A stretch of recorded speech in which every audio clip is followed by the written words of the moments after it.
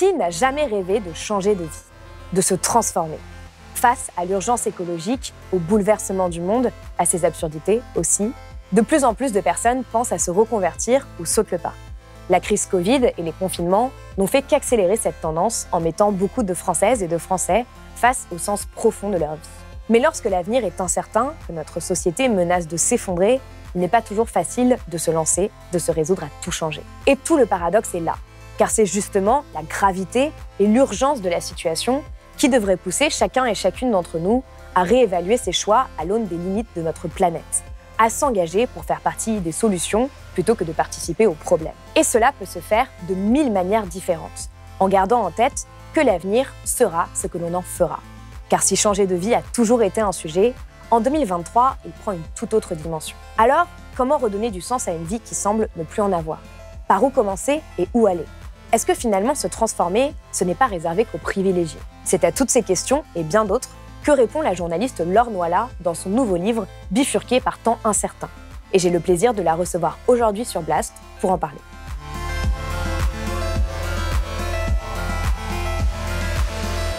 Laure Noila, bonjour. Bonjour. Merci d'être venue sur le plateau de Blast. Avec plaisir. Alors, vous avez été journaliste à Libération pendant 15 ans. Et vous êtes, il faut le dire, une des pionnières sur les questions écologiques. Vous êtes une journaliste qui avait parlé de ces questions-là au moment où presque aucun journaliste n'en parlait. Vous êtes aussi autrice et réalisatrice. Vous avez co-réalisé plusieurs documentaires, donc Après-demain avec Cyril Dion, PMA, le meilleur des mondes avec Jean Crépu, ou Sécurité nucléaire, le grand mensonge avec Éric Guéret. Et dans la web-série Carbonisée, qui est diffusée depuis avril 2021 sur France Télévisions, vous racontez avec humour ce que l'écologie change dans la vie et dans la tête des habitants de votre ville, de Joigny. Après Comment rester écolo sans finir dépressif, qui a été publié en 2020 chez Tana Éditions, vous publiez en ce mois de janvier 2023 Bifurqué par temps incertain, qui est une mine d'informations pour toutes les personnes qui sont titillées par un changement de vie, mais aussi un livre qui capte un peu tous les paradoxes de notre époque. Pour l'écrire, donc, pendant le 3e confinement d'avril 2021, vous êtes parti à la rencontre de personnes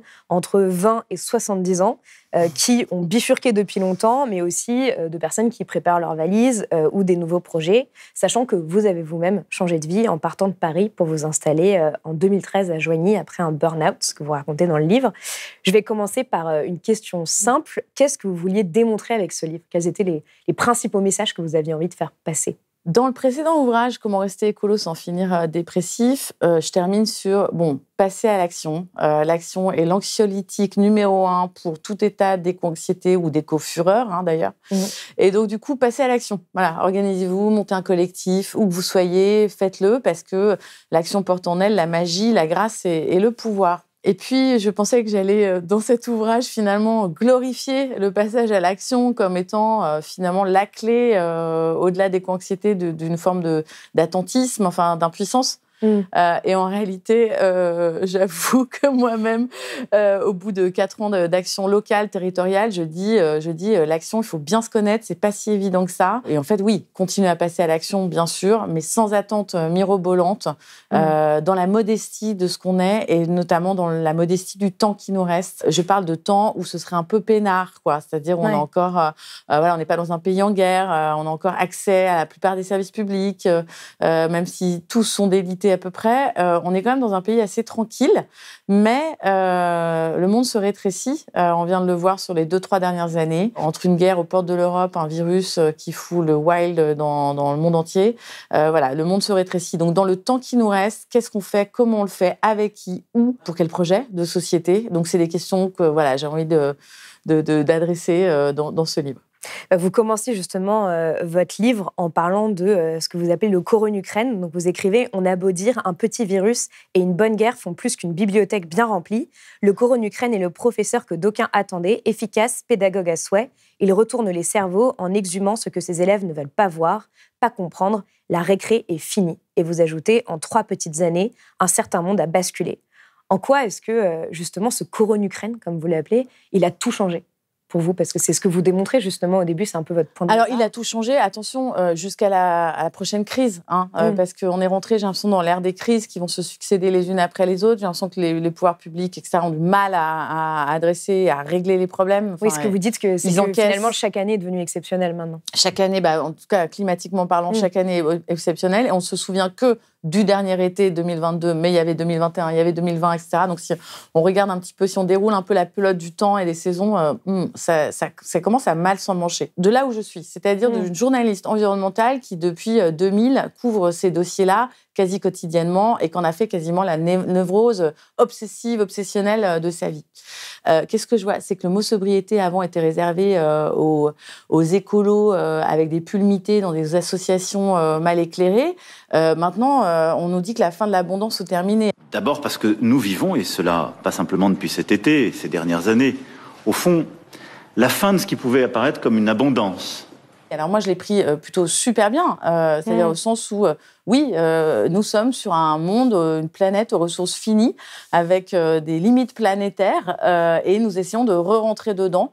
Donc j'ai l'impression qu'entre un méchant à l'autre bout de l'Europe qui ferme le robinet du gaz et puis un corona qui cloue tout le monde au sol pendant 3 mois, successivement, on a quelque chose qui a changé de l'ordre du risque, de la crise, et de la fête est finie, c'est-à-dire la fin de l'abondance, une certaine insouciance est terminée. Ouais, je veux bien reprendre Macron sur ce coup-là. C'est un rappel aussi des limites de notre planète, de la fin de l'abondance énergétique. Enfin, c'est ce que vous dites dans le livre et vous écrivez. Le corps en Ukraine a accéléré les projets ou le déclenchement de projets de ceux qui attendaient le top départ de leur changement de vie. Qu'est-ce que vous entendez par là? Et est-ce qu'on sait en fait finalement l'impact que ça a eu? Parce que vous donnez quelques chiffres, mais on a du mal finalement à situer. C'est-à-dire que la plupart des gens à qui on peut en parler vont dire le confinement a quand même changé des choses dans mes habitudes, dans mon mode de vie, mais c'est difficile de finalement de se rendre compte de l'ampleur que ça a eu, parce que peut-être qu'il y a aussi des choses qui arrivent encore maintenant, d'une certaine manière. De toute façon, on est dans une...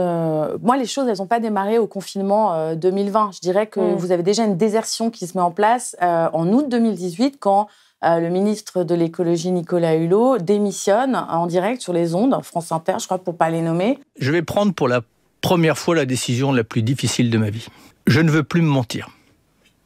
Je ne veux pas donner l'illusion que ma présence au gouvernement signifie qu'on est à la hauteur sur ces enjeux-là. Et donc, je prends la décision de quitter le gouvernement. Et à ce moment-là, vous avez des hordes ou des hardes, je ne sais pas exactement, de jeunes qui décident de bifurquer, déjà à l'époque, en disant, nous, on va... Et qui rejoignent, par exemple, un mouvement comme La Bascule, et donc qui, comme son nom l'indique, dire, nous, on va basculer. Le monde bascule, nous, on bascule aussi. Alors, La Bascule, ça voulait dire, on retourne tout notre système de valeurs. Ça veut dire, on essaye de plus contribuer à ce système mortifère. On ne va pas faire des boulots chiants qui n'ont pas de sens, de management, de process industriels, d'usines de soja au Brésil, parce qu'on a un super diplôme d'ingénieur dans sa poche.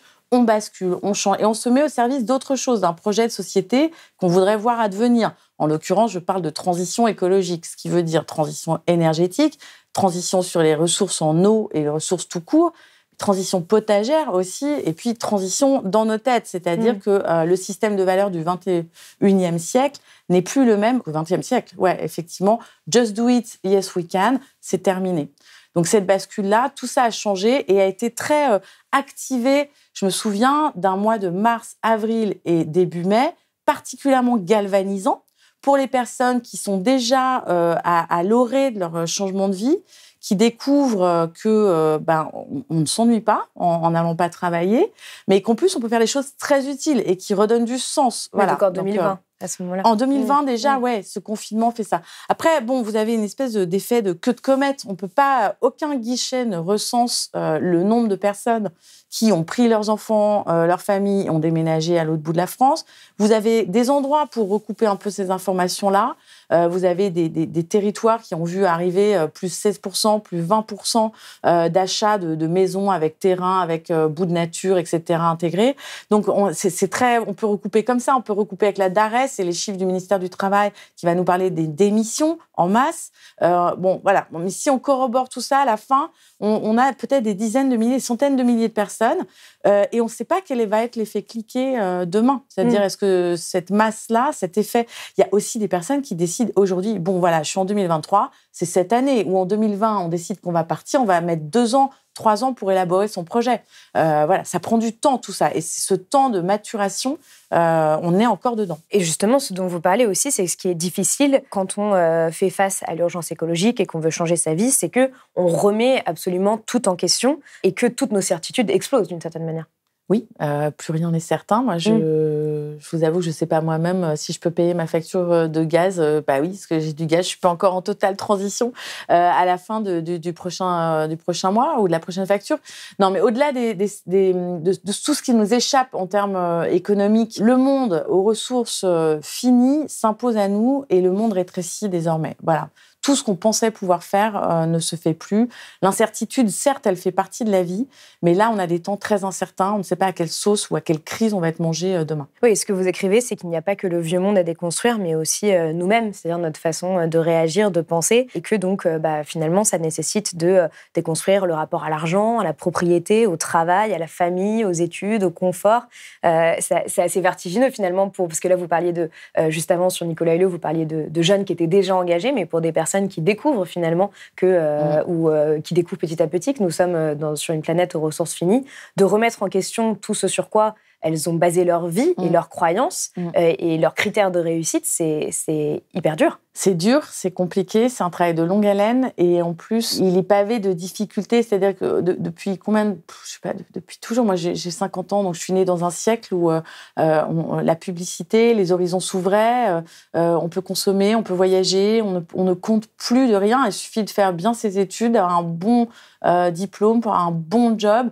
Et pour passer sa vie, pour perdre sa vie à la gagner, peut-être à des tâches pas forcément super intéressantes. Bon, ça, on l'a déjà dit, et on le dit partout maintenant aujourd'hui. La quête de sens est fondamentale, parce qu'une fois qu'on aura déconstruit toutes nos couches de certitude, qu'est-ce qui reste de nous véritablement ? C'est là que l'aventure commence. On est, comme je disais tout à l'heure, dans un monde qui n'est pas encore totalement dégradé, et donc je sais comment je peux réagir, moi, dans un collectif en mode pas dégradé, mais quand il y aura des tensions et qu'on sera dans des situations critiques, quelles personnes serons-nous demain ? Si vous devez déconstruire votre rapport à l'argent, à la sécurité financière en tout cas, qui est un truc très très important, comment vous gérez cette peur-là aujourd'hui, si vous le décidez, c'est pas la même chose de subir la transition que de se l'exercer et de l'anticiper, et de s'exercer à ça mentalement. Et puis, on peut découvrir des nouveaux territoires extraordinaires, plutôt que d'aller faire les soldes en hiver. On peut trouver des trucs extraordinaires à faire, aller tailler des arbres dans les vergers, s'occuper de son terrain, préparer les bocaux. Enfin voilà, il y a énormément de choses à faire. Finalement, on a tout intérêt à se dézombifier et de sortir de nos autoroutes le plus tôt possible pour être les plus résistants possibles aux chocs à venir. Ouais, d'autant que les chocs vont être probablement nombreux et s'enchaîner les uns après les autres. Ouais. Alors, mais où est-ce qu'on apprend tout ça ? C'est ça. C'est vraiment la question. Où est-ce qu'on apprend à se déconstruire ? Je veux dire, voilà, la publicité, le capitalisme est totalement encore présent, la société de consommation, ubérisée, etc., totalement présente. On veut de tout le temps, tout de suite, et rien ne nous en empêche, en fait, a priori. Donc, quand est-ce qu'on se désincarcère de ce système-là, et comment, et avec qui, où on l'apprend ? Ça, ce sont les grandes inconnues. Sauf sur les territoires où s'expérimentent des milliers de nouvelles formes de vie. Ouais, vous les répertoriez. Forme de vie. Il en reste des êtres humains parmi le vivant sur Terre, mais il y a d'autres formes de vivre ensemble, de collectivités qui s'organisent. On n'est pas obligé d'être jeune pour aimer la colocation. Il y a beaucoup de personnes qui, après avoir accumulé un petit capital durant leur vie professionnelle, vont se retrouver à vouloir acheter en commun, à mutualiser des lieux, des espaces communs. Donc il y a beaucoup de formes nouvelles qui sont finalement aussi des ressucés des années 70, mais adaptés à aujourd'hui, parce que l'effondrement est en ligne de mire. Donc là, il y a ce sentiment d'urgence, de vouloir se réapproprier des savoirs oubliés, etc. Donc tout ça, voilà, c'est dans la marmite de la transition.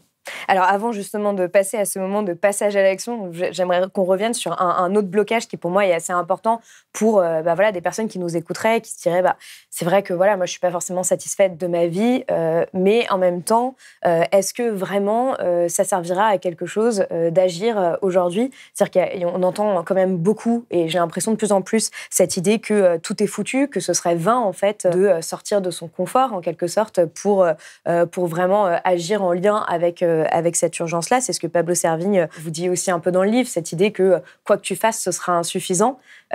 Comment est-ce qu'on peut répondre à cette peur-là, à cette incertitude ? Il y a deux choses. Déjà, ramener un peu de stoïcisme dans l'aventure. Moi, je sais que je vais mourir, ça ne m'empêche pas de vivre. Et je pense que c'est le cas de 100% des personnes qui sont vivantes et qui n'essayent pas d'attenter à leur vie. Donc, 100% des personnes vivantes veulent le rester, a priori. Et dans ce temps qui leur reste, déterminent vachement ce qu'ils veulent faire, où aller, etc. Donc déjà, savoir qu'on est sur une crête. Cette crête, c'est cet équilibre très sensible. On ne sait pas quand les choses vont basculer, on sait qu'elles vont basculer, on ne sait pas dans quelle intensité, dans quelle ampleur. Qu'est-ce qui nous empêche d'agir, d'essayer et de nous replacer dans ce que Corinne Morel-Darleux raconte dans son livre Plutôt cool et en beauté que flotter sans grâce, que j'ai reçu sur Blast, merveilleux, que vous avez reçu ici, et qui dit qu'on est dans la dignité du présent. De toute façon, on n'a rien d'autre à faire que agir. La dignité du présent, c'est le fait de se dire que même dans les moments où les causes pour lesquelles on milite semblent d'un avènement très lointain, que les victoires semblent de plus en plus hypothétiques, et c'est le cas singulièrement sur les questions de climat et de biodiversité, où on a vraiment l'impression que plus le temps passe, plus la situation s'aggrave. Et que finalement les quelques petites victoires qui sont remportées sur ce front-là sont bien minces par rapport à l'accélération en termes de gravité et d'urgence. Donc même dans ces moments-là, qui sont des moments qui pourraient prédisposer à une forme de découragement, quoi, et d'envie de baisser les bras, et de se souvenir que tous les combats qu'on mène, on les mène pas uniquement parce qu'on pense qu'on va les gagner à la fin, même si c'est toujours souhaitable.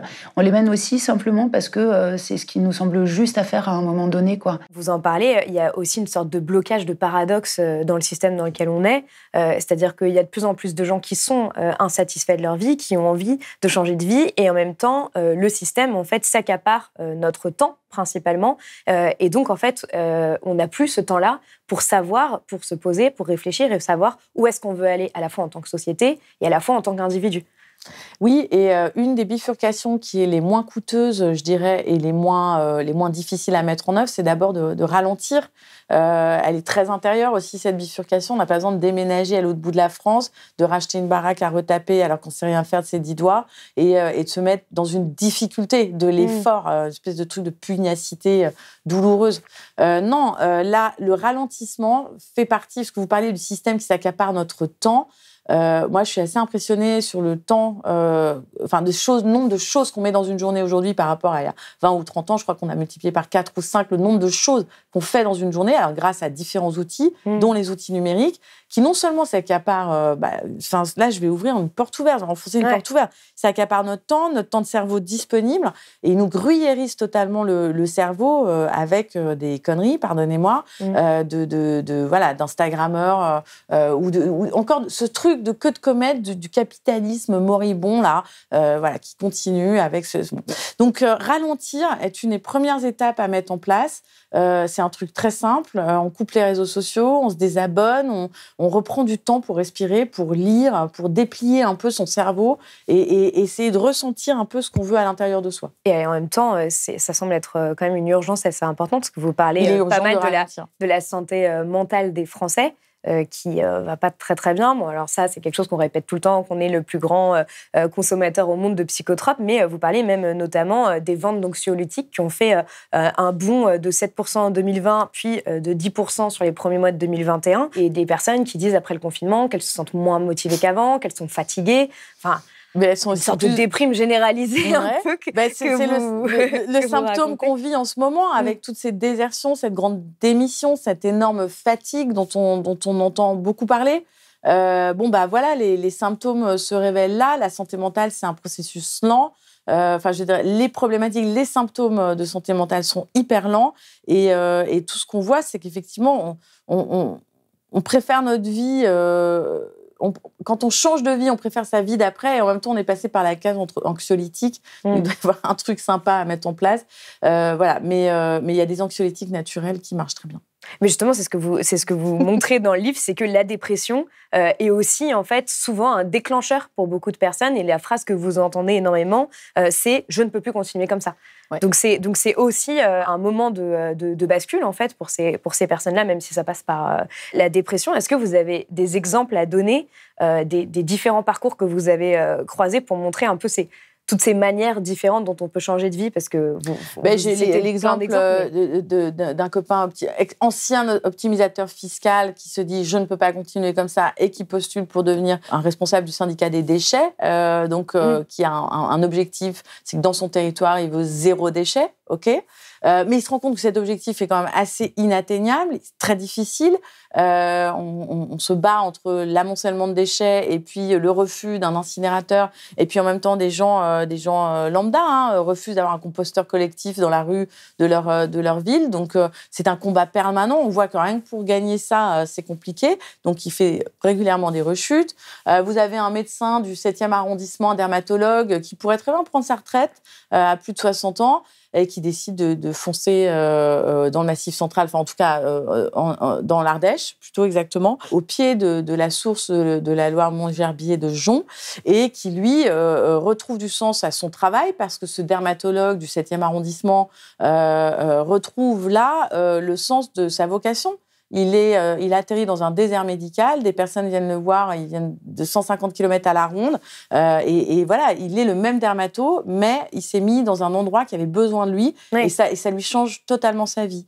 Vous avez des personnes très jeunes qui décident de lâcher, ils ont leur diplôme en poche, ils vont faire un tour de France des écolieux à vélo, s'installer, envisager comment planifier, entre guillemets, si c'est vraiment le terme, leur existence dans un monde qui va se dégrader d'année en année, voilà, et qui veulent réapprendre des savoirs qu'on leur fournit plus. Donc voilà. Il y a à peu près de tout. Vous avez aussi des écolieux qui agrègent des personnes de manière autour de projets très simples, qui sont un peu toujours les mêmes. Donc, on va donner des cours de yoga, on va faire de la permaculture, on va se transformer intérieurement. Mais l'air de rien, c'est une aventure collective. On va ralentir, on va essayer de se contenter de peu. Je crois que la plus grande bifurcation facile à mettre en place, c'est changer son système de valeurs par rapport à ce dont on a besoin. C'est-à-dire, on n'a pas besoin de consommer, de produire en tout cas ce qu'on ne consommera pas. Et si on fait une petite archéologie de nos espaces intérieurs, qu'est-ce qui est véritablement utile, qu'est-ce qui est nécessaire, qu'est-ce qui nous fait plaisir, qu'est-ce qui nous reste, de quoi on a besoin véritablement. Si chacun faisait déjà ça chez lui, je pense qu'on pourrait ouvrir des millions de ressourceries. Oui, parce que se projeter déjà dans l'avenir, c'est aussi se dire, comme normalement on est censé être à 2 tonnes de CO2 par an par habitant en 2050, c'est déjà essayer de s'aligner sur cet objectif-là et donc de voir ce qui est superficiel et ce qui est nécessaire dans une vie. La première chose à laquelle on pense souvent quand on parle de bifurcation ou de changement de vie, c'est que c'est pas réservé à tout le monde, que ça peut être aussi quelque chose de privilégié parce que tout le monde n'a pas les moyens de s'acheter une maison, de faire des travaux, de partir de chez soi, de faire aussi le travail psychologique que ça nécessite aussi, de se demander ce qu'on veut vraiment dans la vie. Notamment, d'ailleurs, vous citez Samuel Desprats, géographe, qui dit, comme souvent, les réponses aux crises sociales sont plus aisément surmontées par ceux qui en ont les moyens. Et vous démontrez quand même aussi le contraire. C'est-à-dire, en quoi est-ce que c'est pas justement réservé qu'aux privilégiés ? Bon, l'écologie, on le sait, est soi-disant réservée. Donc, il y a un angle mort, en tout cas, dans l'écologie, qui est l'écologie sociale, qui n'est pas adressée à la hauteur des enjeux. Et souvent, dans beaucoup d'associations militantes, le vrai rêve, c'est d'aller acculturer les populations défavorisées, de leur montrer qu'on peut finalement augmenter son pouvoir d'achat en réduisant sa consommation, en réduisant ses déchets, en réduisant ses pratiques, etc. Bon, là, c'est vraiment l'angle mort du truc. Je veux dire, l'écologie, en général, a un problème avec les classes populaires, ou inversement, les classes populaires ont un problème avec l'écologie parce que le bio, c'est cher. Ça commence à un peu changer. Et ça commence un peu à changer, bien sûr. Et là, ce qui se passe, c'est que j'ai vu énormément de personnes et il existe énormément de personnes pour qui le mot-clé, c'est pas l'écologie, mais le mot-clé, c'est autonomie. Et il se trouve que autonomie et écologie, non seulement riment, mais vont souvent de pair. C'est-à-dire, quand vous faites une bifurcation en famille, vous décidez de vendre votre pavillon pour vivre en tiny house, vous êtes menuisier dans une boîte de cercueils, sans rire, et vous montez une boîte de tiny house. Oui, c'est un exemple que vous C'est un super exemple, parce que derrière, ils sont en autonomie énergétique, en autonomie par rapport à l'eau et en autonomie potagère, puisque je crois que Coraline, la personne à laquelle je pense, a à peu près 600 mètres carrés, 1000 mètres carrés de culture. Bon, leur cave est remplie de bocaux, ils sont un peu en autonomie donc sur tout ça, ils sont sortis du système énergétique classique, ils produisent leur propre électricité, ils sont en toilettes sèches, ils consomment très peu d'eau et elle vient du ciel quand elle est là. Donc tout ça, c'est des personnes qui n'ont pas forcément les moyens, mais qui avaient un désir de s'affranchir du système dans lequel on est tous incarcérés. Et c'est plus cette quête d'autonomie qui vient rejoindre l'écologie. Et puis, par ailleurs, il y a énormément d'entraide dans les mouvements et dans les territoires. Et l'entraide, la coopération fait que vous réduisez vos besoins, parce que vous mutualisez beaucoup d'outils, des véhicules, parfois des maisons. Vous parlez notamment des chantiers de travaux participatifs qui permettent à des personnes de retaper leur maison qu'elles pourraient acheter peu cher de façon collective sans avoir à payer des travaux une fortune, par exemple. Le prix des matériaux a augmenté, donc on se retrouve quand même avec des frais qui ne sont pas négligeables. Il y a beaucoup de gens aussi qui achètent des maisons en sale état, qui vont avoir du problème pour changer la chaudière, pour mettre des panneaux photovoltaïques, etc., etc. Mais il y a aussi de la place dans la bifurcation, dans quelque chose qui est très sobre en matière de revenus, très sobre en matière d'esprit, et voilà, avec le désir juste d'être là, à l'instant présent, à l'instant T, et participer à une communauté sur un territoire pour transitionner. Vous parlez aussi de gens qui achètent des maisons à plusieurs pour justement mutualiser leur argent. Alors, vous faites quand même ce constat que vous croisez plus de jeunes dans votre périple que de personnes âgées, mais que le fait de bifurquer n'est pas du tout réservé que aux plus jeunes, parce que vous croisez même des personnes qui ont plus de 50 ans. Donc, ça montre qu'en fait, ça peut venir à tout âge, quoi, qu'il n'y a pas de... Oui, ça peut venir à tout âge, et même plus de 65 ans. Si je parle de ce dermatologue qui est parti dans les monts d'Ardèche. On bifurque à tout âge. Il suffit d'avoir un élan pour l'ailleurs, d'avoir envie de changer, de renverser la table de sa vie, puis de mettre autre chose en place. Ça peut être une rupture qui provoque ça, ça peut être un décès, ça peut être le renchérissement du prix de l'énergie, ça peut être un confinement 11 semaines dans son appartement à se demander qu'est-ce qu'on fait là. Et est-ce qu'il n'y a pas de choses qui nous plairaient plus? Voilà, donc c'est cette urgence-là, ce déclencheur-là qui fait que n'importe qui va y aller, tous les âges. Mais effectivement, les jeunes, on met vachement le projecteur dessus, puisqu'ils ont leur diplôme, ils refusent de suivre cette voie toute tracée, parce que c'est un monde qui les embauche, c'est un monde qui a besoin d'eux pour opérer de manière... Oui, à l'image des étudiants d'AgroParisTech ou de Polytechnique. Exactement, ils le disent très très bien, ce monde a besoin d'eux, il a besoin de têtes bien faites pour perpétuer cette machine destructrice du vivant. Et ils disent non. Donc ce refus d'advenir, ce refus de faire, peut survenir à tout âge, mais chez les jeunes particulièrement. Ces jobs sont destructeurs. Et les choisir, c'est nuire, en servant les intérêts de quelques-uns. C'est pourtant ces débouchés qui nous ont été présentés tout au long de notre cursus à AgroParisTech. En revanche, on ne nous a jamais parlé des diplômés qui considèrent que ces métiers font davantage partie des problèmes que des solutions et qui ont choisi de déserter. Ne laissons pas filer cette énergie qui bout quelque part en nous. Désertons avant d'être coincés par des obligations financières. À vous de trouver vos manières de bifurquer. Attention, ces jeunes qui démissionnent, dont on parle beaucoup, restent minoritaires par rapport à l'ensemble de leur classe d'âge. Oui, bien sûr. Mais c'est vrai que c'est quand même quelque chose qui est beaucoup médiatisé. On pense à aussi l'appel pour le manifeste pour un réveil écologique qui avait quand même été signé par 30 000 étudiants. Mais bon, ça ne reste que 30 000 étudiants, donc c'est évidemment pas majoritaire, mais on voit qu'il y a quand même quelque chose qui grossit de plus en plus et qui est aussi traité par les médias, ce qui est plutôt une bonne chose.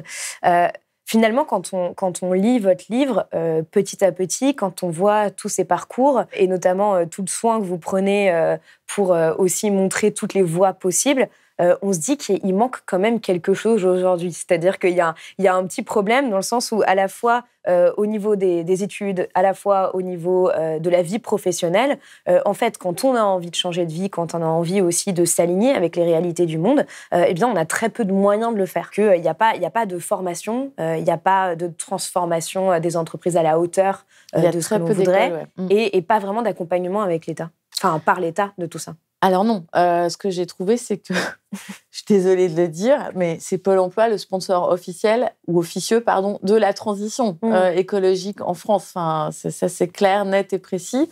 Sans ces 2 années-là, alors ça veut dire que les gens ont cotisé, hein, ils ne sont pas là en train de vivre sur le dos de la bête, mais ça veut dire que pendant ces 2 années de chômage, se met en place le processus du changement de vie. On va rentrer dans un tunnel où on va être un peu en apesanteur économique pendant 2 ans. Et après, on en sortira, on aura essayé, tenté de rendre pérenne son activité de transitionneur.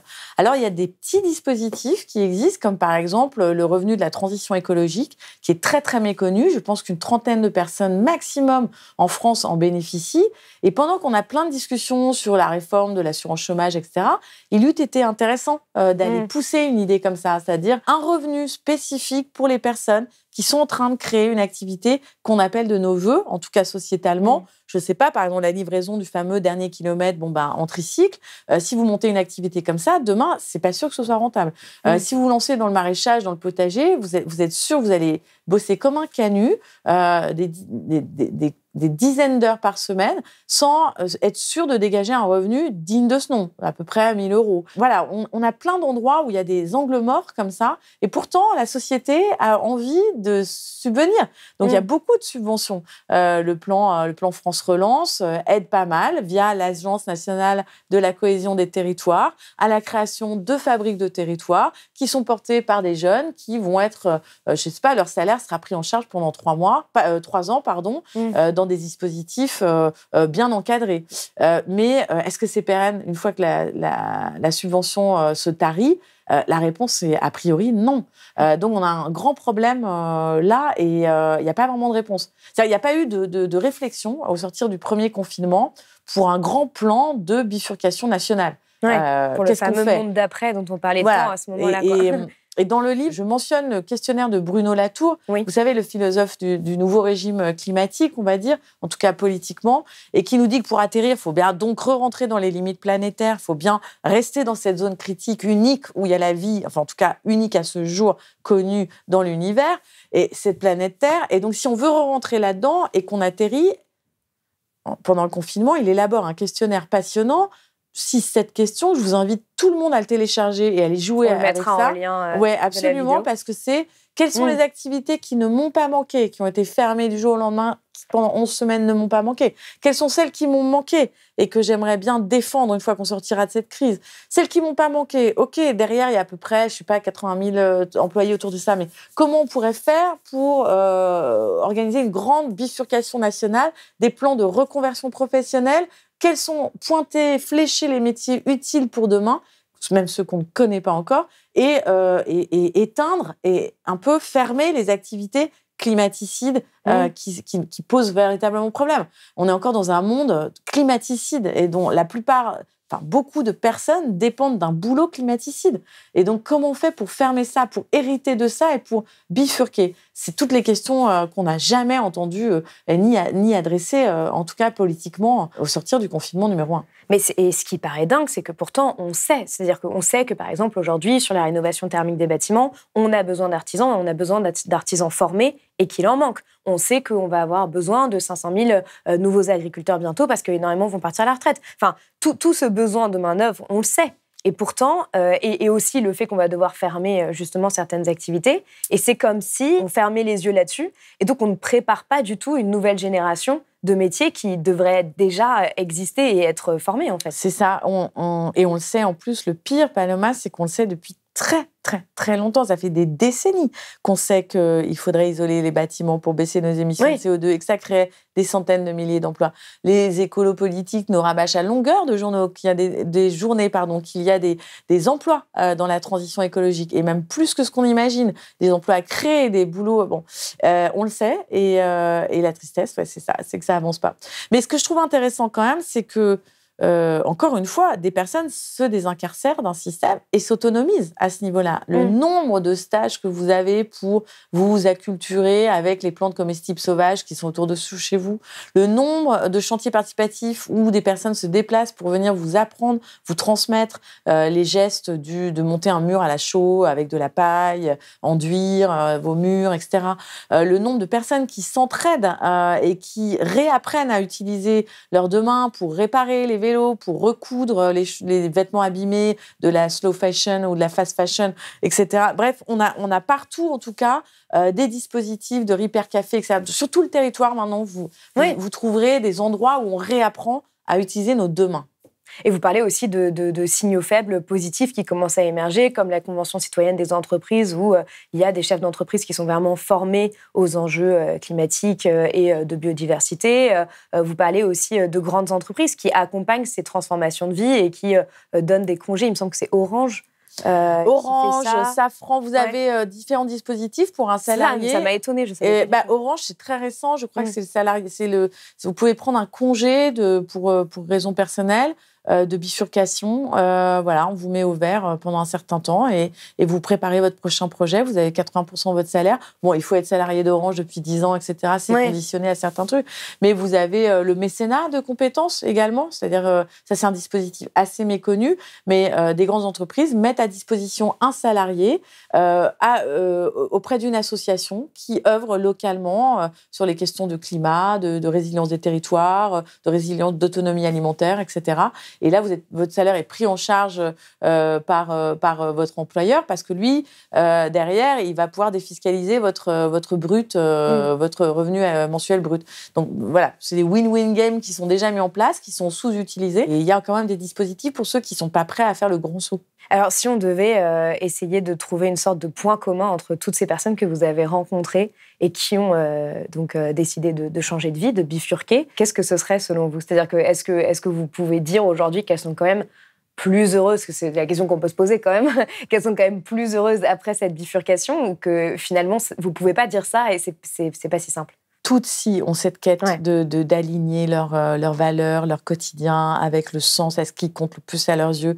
L'avantage encore de ce grand confinement de mars 2020, c'est qu'il nous a mis face à l'essentiel. Qu'est-ce qui compte le plus ? Voilà, c'est donc les gens qui nous sont proches, le temps qu'on a et qu'on passe ensemble, et le tout pour essayer de nuire le moins possible. Donc ces personnes ont toutes envie d'être heureuses dans ce contexte de monde qui se dégrade. Alors donc de faire ce qu'il y a à faire là où on peut le faire, tant qu'on peut le faire. Vous parlez aussi du fait que c'est important de se planter. Vous en parliez au début, de cette idée aussi qu'on voit des limites et que parfois on part avec un enthousiasme fou puis on se rend compte que c'est pas si simple en fait de bifurquer, c'est pas si simple de faire des projets en collectivité. Quelles sont pour vous justement les grosses impasses de la bifurcation que vous avez pu identifier, ou même à votre échelle, parce que vous travaillez aussi pour vraiment transformer votre territoire. Je dirais que la première butée à laquelle on ne pense pas forcément, c'est le PFH. PFH, ça veut dire putain de facteur humain. Et je mets au défi n'importe quel collectif en France, association dans les territoires, etc., de ne pas avoir eu des gros problèmes de PFH avec... On croit toujours que le monde associatif, militant, environnemental, comme il a la même intention, la même raison d'être finalement, c'est-à-dire de gagner en sobriété, etc., et que ça, c'est un constat partagé, du coup, tout le monde est d'accord sur les moyens d'y parvenir. Pas toujours. On arrive tous, je dis dans le bouquin qu'on arrive tous comme... On est tous un univers à part entière avec nos trous noirs, nos galaxies, nos nébuleuses, etc., etc. Et quand ma galaxie rencontre la vôtre, sur des décisions à prendre, on ne sait pas toujours comment ça peut se passer. Ça ne se passe pas toujours super bien. Ça peut être très douloureux. Et je trouve que ce qui est important aujourd'hui, c'est de bien se connaître avant d'aller et de bien observer, comme en permaculture, de bien observer quand on arrive sur un territoire. Qu'est-ce que je peux apporter au groupe ? Qu'est-ce que je peux apporter au territoire ? Plutôt que de se dire, maintenant que je suis là, tout va démarrer, quoi. Y a une grande humilité, une grande introspection à mettre en œuvre. Et c'est valable, non pas que dans le milieu de la transition, mais pour tout le monde. Ça fera du bien à tout le monde si vous êtes une personne saine d'esprit et pas trop névrosée, quoi. Alors, dernière question. À la fin de votre précédent livre, vous encouragiez les lecteurs à se poser 2 questions. Qui ai-je envie d'être et qu'est-ce que je peux faire? Qu'est-ce que vous conseilleriez aux personnes qui veulent changer de vie aujourd'hui? Parce que là, vous ne posez pas de questions à la fin du livre. Enfin, en tout cas, vous ne posez pas deux questions. Quelles seraient voilà, quelqu'un qui nous regarderait, qui se dirait, bon, bah, je sais que je travaille pour une entreprise qui, clairement, ne participe pas vraiment à la solution. Qu'est-ce que vous lui conseilleriez comme étape? De prendre le temps, de rester dans la totale humilité de son pouvoir d'agir. Et ce pouvoir d'agir, même s'il est humble, il est énorme, gigantesque. Il participe à un changement de société qu'on aimerait voir advenir. Et donc, du coup, humilité, temps délié. Et puis ça, je suis sûre que ça sortira tout seul. Alors, je précise d'ailleurs qu'à la fin du livre, il y a une annexe très complète avec plein de ressources pour s'engager, pour aller plus loin, réduire ses besoins, comprendre les techniques de communication non violente, changer l'intérieur de son entreprise, enfin vraiment pour agir à toutes les échelles. Est-ce qu'il y a quelque chose que vous vouliez ajouter? Non, ça va. Ouais. Ben, merci beaucoup, Laure Noël, d'être venue sur Blast. Donc, je rappelle, Bifurqué par temps incertain, qui est aux éditions Tana. Merci beaucoup, Paloma. C'est la fin de cet entretien. J'espère qu'il vous a donné envie de changer de vie ou à minima certaines choses dans votre vie pour être plus aligné et épanoui. Comme toujours, vous trouverez plusieurs liens pour aller plus loin, découvrir des lieux de transition et vous engager en description de la vidéo. Si cet échange vous a inspiré, n'hésitez pas à le partager au maximum autour de vous ou sur vos réseaux sociaux. Parce que c'est aussi grâce à vous que l'on peut faire connaître notre travail. Et n'oubliez pas de vous abonner à notre chaîne YouTube et d'activer la cloche. Je le rappelle, Blast est un média indépendant et nous avons besoin de vous pour rayonner toujours plus. Alors si vous le pouvez, prenez un moment pour faire un don ou vous abonner sur blast-info.fr. À très vite sur Blast.